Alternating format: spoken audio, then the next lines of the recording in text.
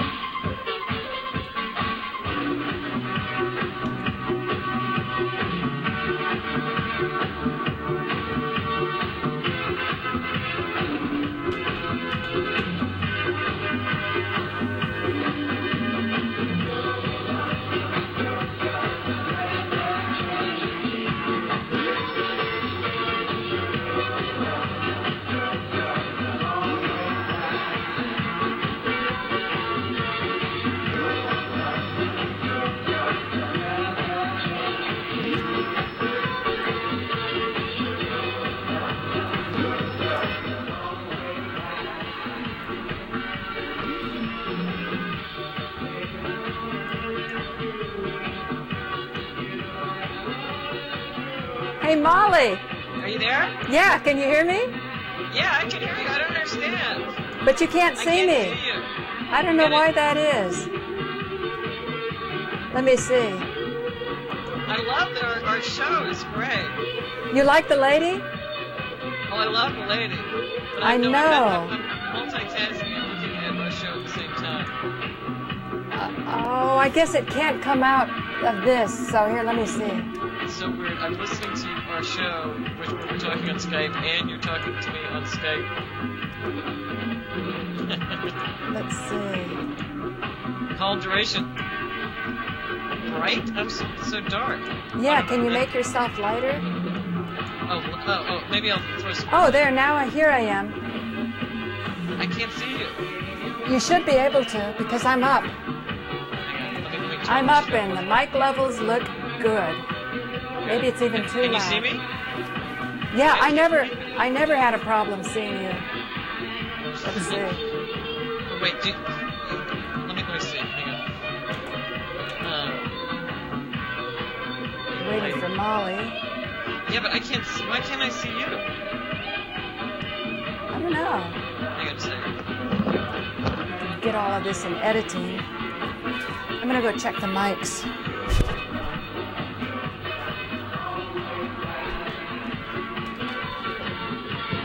Testing, okay, 1, 2, 3. And actually, it's sad because I realized that when I put on my headset, you see, it doesn't go through the computer, so you don't get the echoing weirdness. And see, the mic is right at my face, as opposed to on the computer, so it's not like a speakerphone. Can we make you lighter? Oh, I guess because we're doing it at night. Yeah, unfortunately. Let me see if I can make myself. You've got to do it from your end. It's the whole Mac PC deal. What you're seeing, I'm not seeing. I mean, I don't see any menu to make it lighter. You know what? I gotta take my head off. Yeah. Sometimes you just have to do the old callback deal. So now I feel very good about this. Yeah. No, I feel great. Oh my God! Now I've got you on the big screen. Ah. Yeah. And then actually, I could upgrade my sound somehow because they said I'm using an old version of Skype. If we can use that for the next one, or you want me to just take the time right now and upgrade it? How do I sound? Do you think it'll be better? How long does it take to upgrade? I don't know. Usually it doesn't take that long. Okay, well let me stop the cameras and you upgrade. Okay. Okay.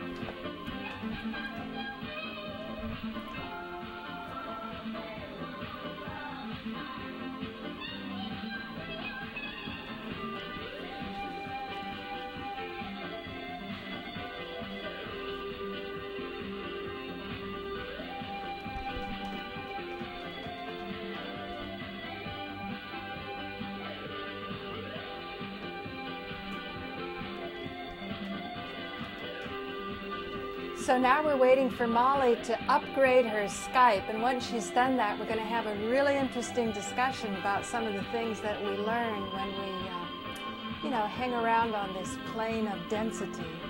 It's wonderful to come in, fresh and innocent, but what's I think even more wonderful is to preserve the innocence, the freshness, the joy. Oh, and that reminds me, I'm going to get my Christmas feathers.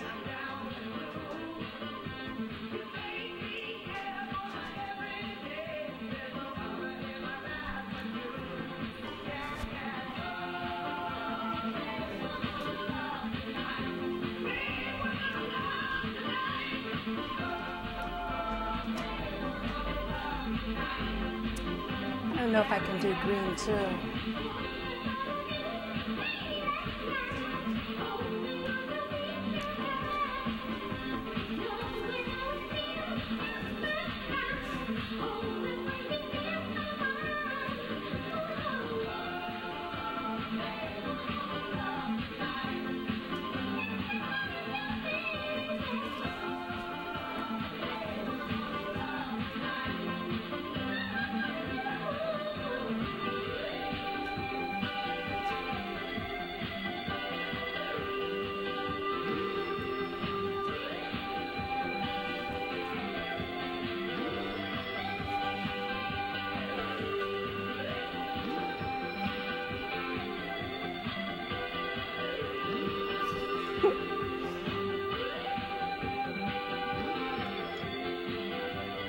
Hey, Molly.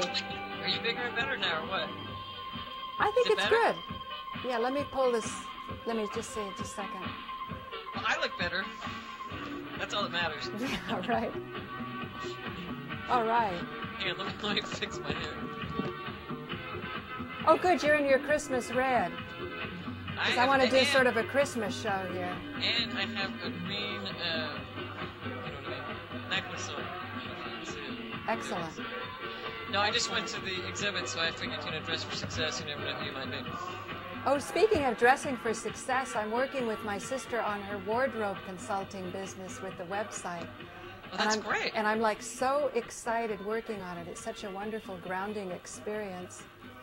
And I want to go live with her from California at least once a week. So when I go back home, I'm going to help him set up all the wonderful stuff we've been learning.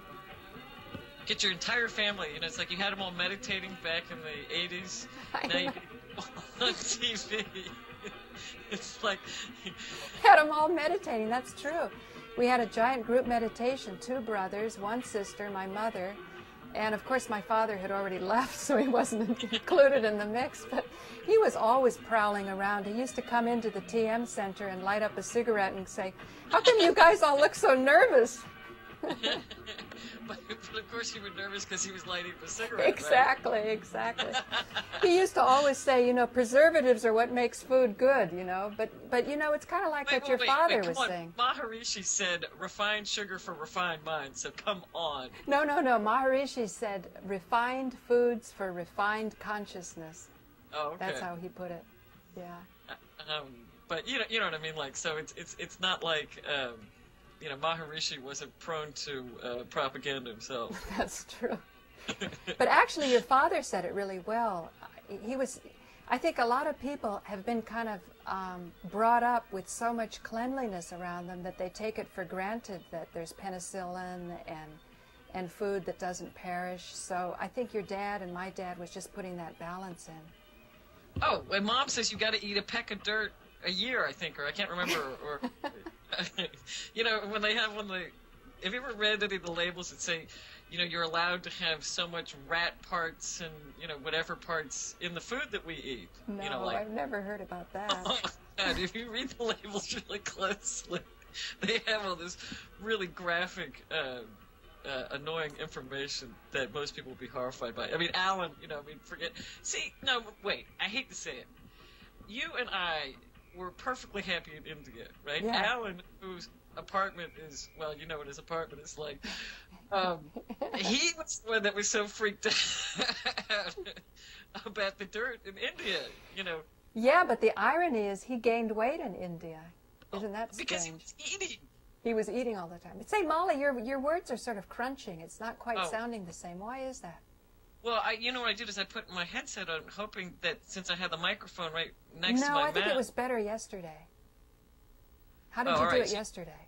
Yesterday I did it like this. Is this any better? Yeah, somehow that's better. All right. Well, so much for. I think I can just. Oh, is that what's making the feedback though? Now you're putting it next to the speaker. That's probably no good. Let me. All right. How about now? Keep talking. Okay. Oh, sorry. Yeah. How about now? No silence. Let's just keep discussing dirt, food. Right, dirt. Overly cleanly. No, that's not working. It's near the speaker. Maybe if you can make it a little distant from your mouth. What? No. Because I'm just going off the microphone off the computer now. You see. Oh. See, if I come in here... Can you put the speakers away from the mic? Well, the speakers are in the computer. Let me look. Maybe I'll use the full external... meal deal. Wait. I can use the external speakers. Hang on. Let me attach yet another piece of equipment. Right. We're being tech intensive. Just pile it on. Is that any better? Yeah, I think so. Yeah, let me turn it down just a little bit. Okay. So yeah, that's good. That's good. Okay. It's amazing how good all that built-in stuff is, isn't it? Oh, yeah. I'm always impressed by the little stupid little speakers that they managed to put into. Well, So anyway, my sister was saying that she wants to start working more. I said, what part of the business do you like the best? And it seems as though shopping is what she likes the least. Wardrobes is what she likes the best. She likes to go into wardrobes and dig around and tell people what's good and tell people what they should eliminate. But she doesn't like shopping because she said a lot of times you go out with people, you have to fight your way through traffic and parking, and then sometimes people don't get anything. Well, yeah, it's hard to find things. And yet your time is gone. So I told her my favorite part of it would be to give the seminars. And she has a really nice house in the Berkeley Hills. And Tupperware parties. What's that? Like Tupperware parties in a way. Yeah, you're gargling again. Oh no! Why is that? I have no idea. I think it's the Skype connection. You know, I tried to upgrade. We have to get you a PC. I thought you were going to get a PC. Weren't you going to get a free computer?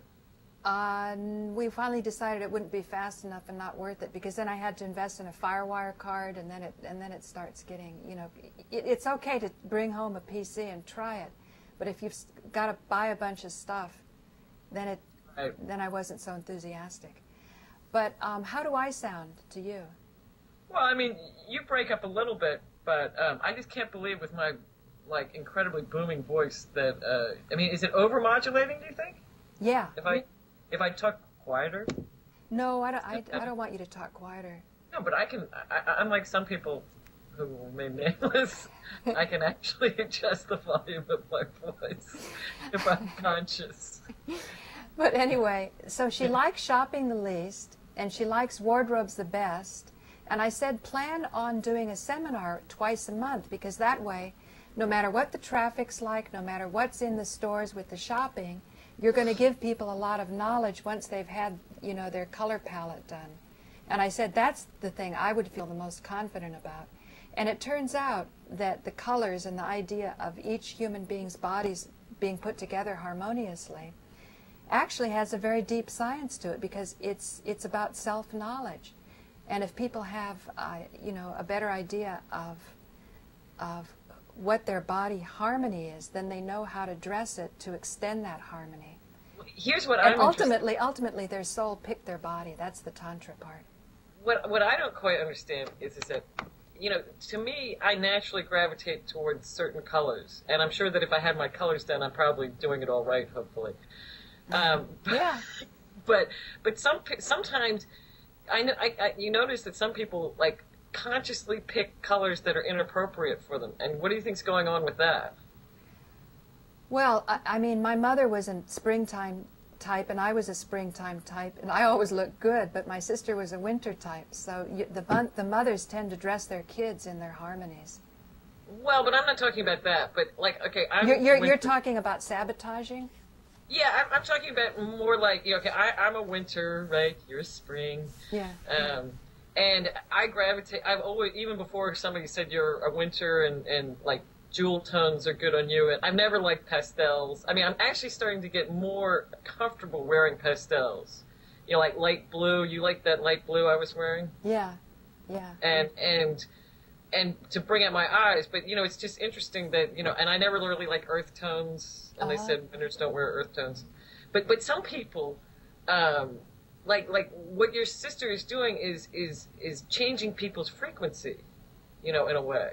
Well, if some people have already been picking their colors, it's okay, but if they haven't, then you sort of look into it. But like, for example, red, they always say, if you're not wearing any red, because every color harmony can wear some type of red, you know, whether it's a rich earthy red or a bright springtime or intense winter red. Well, like you've got an orangey red on, which is good for spring, right? Yeah, yeah. And I've got sort of a bluey red, which is good for winter. Yeah, so what they say is red is not the color you wear to close a business deal. Obviously it's romantic, but they say if you're not wearing any red, you're supposed to look into your life and see what it is you don't want to be responsible for, which I thought was pretty interesting. But then also, like, red has different connotations for different cultures. Like, for example, in India and China, it's the sign of abundance. You know, I mean, you get married in red. Right, It's also the sign of blood and sacrifice. So I think the idea is that by the time you're enjoying the wedding and all that, there's sacrifice going on behind the scenes. Yeah. But like, for example, you know, in the Western culture, we consider people who wear red sort of scarlet women. You know, Yeah. there's always this negative connotation that goes along with red. And like when we went to Hong Kong together, it was so interesting for me that, you know how feng shui kind of runs Hong Kong? Yeah. You know, like you have to Right. get the feng shui experts because otherwise all the secretaries will leave. Right, You know, right. you know, everyone will go on strike and the feng shui is not right. I mean, they take it to kind of a hilarious extreme that we Right. would think is absurd. You know, if all the secretaries like went on strike because the feng shui was bad, it just Right. wouldn't even compute in our culture. But it really surprised me that red, and then in India, red has a different connotation than in China. I mean, it's a money color in China. Would Yeah. you say? Yeah, right. You know, like when we were there for the New Year, you know, all those little packets that were red with money in them, and so yeah. What did you think about that video? You know how came across it? Somebody subscribed to me, and I always click into who subscribes to me because I want to know who the heck is watching me. And then I look in their favorites and stuff like that. And I clicked on this one, and it was just so joyful. I don't know if you saw the comments. Oh, I didn't look at the comments. Oh my gosh, Molly, the comments on this lady's site were so. You know what it reminded me of? It reminded me of when I was in Athens. Somebody took me to see their great grandmother, and this woman was over 100 years old. And what I was struck by was how much harmony was radiating off of this person, that she had really found her balance. So when you look at that lady's dancing, and she says she makes no bones about it, she's 54 years old. She's 54? Yeah. Wow. I was know. thinking, she's not that old. Poets like making such a big deal about her being old. It's like, No, she said, I don't hide it. I'm 54 years old, but the comments, you can see the people just love her, and she just exudes joy, and it just shows that as you get older, this is always what my hope has been, to be more and more in harmony with the environment. You know, bring greater balance into your life, into others. well, yeah, I mean, your personal environment. I mean, that to me, when you say in harmony with your environment, I mean, with the environment, makes it sound like you're going to go out and like hug a tree or something like that. You know, I mean, but I think that your personal environment, your space, you know, who you are, and Yeah, go ahead. but her environment now is all over the internet. But in any case, my sister was talking about how at the seminars, some people are saying, I don't want to look at all those skinny models because it has nothing to do with me. And my sister, you know, she's getting older too, she says that she finds it very inspiring to look at fashion, and then you sort of modify it so that it works in your everyday life. Right. But that you need that high inspiration. So I think as women, you know, with a lifespan on this planet of 100, well, you know, if we're going to the 200, come on, we're going for 200. 250 is when I got really drunk at the wine ceremony, so that's really hardwired in there. 250, so that's what I'm shooting for? Yeah. So you see, by the time a person gets to be 100, you're talking about, you know, middle age. And I tell you, the way that lady was dancing, it just looked like she was hitting her stride. Well, I mean, the interesting thing that remember when you were talking about the immortality thing, Yeah. and you felt like you started to age. What was it that made you age? It was your conditioning? I can't remember how you put it. I've written it down, but Well, the experience I had was when I was 28 years old, and because I was such a fanatic, I never really, you know, I was 10 years. 10, yeah, it was. So for Go 10, ahead, sir. So for 10 years, I was celibate, and so, you know, I was really exerting myself just to know God and all of that. So I didn't really pay attention. Just shallow topics. Yeah, right. So I didn't pay attention, but when I was 28 and I had that experience in New Delhi, in the flying hall, or no, it wasn't the flying hall. We were flying with 3,000 people, or bouncing around on foam rubber. And that's when Deepak Chopra was coming on the scene. It was 1980. And I remember it was in a lecture of Maharishi talking to Keith Wallace, and Maharishi was digging around using models from the Vedas about longevity, and Keith Wallace was a good scientist, and he was devoted to Maharishi, but he wasn't so devoted that he was going to ignore the science, nor was he such a scientist that he wasn't going to respond to an open heart that was given by a master from a higher vision. You know, so he was walking the line very well. So since I always loved high school biology, I really got into it and had an experience of physical immortality for 5 minutes where I understood it. I mean, I'm guessing about 5 minutes. And then I saw everything that aged me. I saw seeing my husband in bed with someone else. It was like your life. You actually saw it? Yeah, it was like a life. You walked in on them? Excuse me? You walked in on them? Yeah. Oh, yeah. I didn't realize it was like, I mean, I know you caught them in flagrante. He asked me to come back and live with him, and I said I was going to pack up my stuff and come the next day, and then all of a sudden I missed him so much. I thought, you know, I thought since he begged me to come back that he would be sleeping by himself. What's that? You said, I'll surprise him. Exactly. I really surprised him. And so then, you know, at my tender young age of 19 years old, I totally freak out. And I kept asking him, I go, why did you do this? Because I was totally baffled. I couldn't figure it out. It does seem kind of strange behavior. Why would he do that? So, you know what he told me? Back to my theme of self-sabotage. Well, you know what he told me? What? He said if I married him, he'd tell me why. And he